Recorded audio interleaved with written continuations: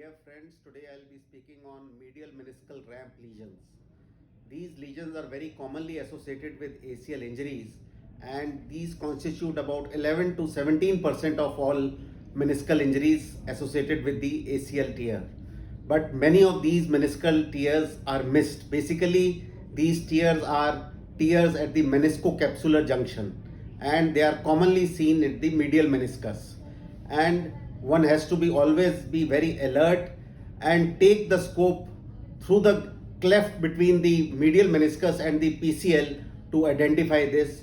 And sometimes we have also have to use the posteromedial incision and view through that to see that this lesion.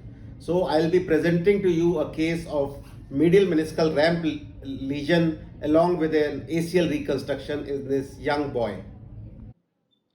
This is a left knee young patient, and we are making a posteromedial incision in this. As you can see, our scope is between the cleft between the medial meniscus and the PCL, and this area is cleaned with a shaver as well as an electrocautery to make sufficient space. So with the shaver we clean this area. There is a stump of medial meniscus which is debrided, and we also use a cautery to make sufficient space for our instrument to pass. We debride the edges of the meniscus also to freshen them.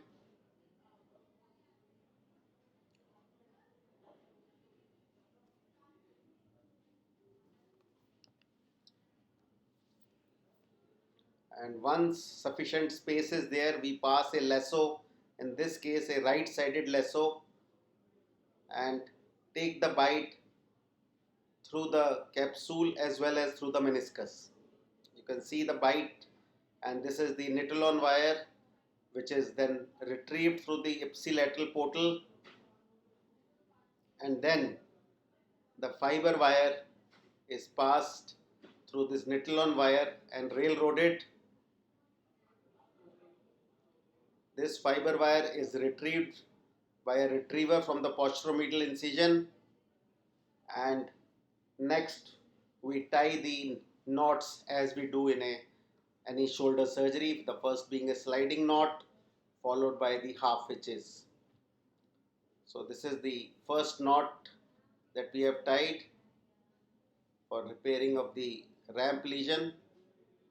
This knot is now cut, and then the process is repeated. We again pass the lasso.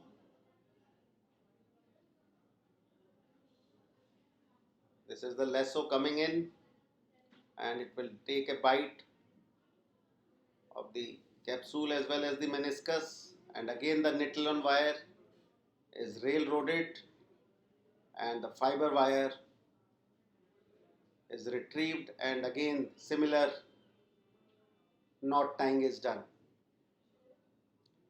So we have to make the construct as strong as possible, and for that we are taking another bite, again using lassos. The same steps are repeated. The Nitolon wire is retrieved and the fiber wire is railroaded.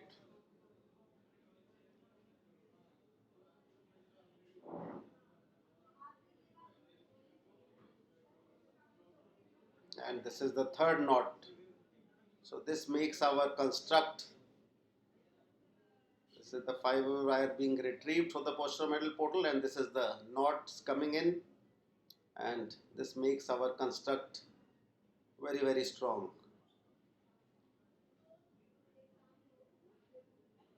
Yeah. So that is the end result of a ramp lesion repair. You can see the construct is quite strong and the meniscus is stable.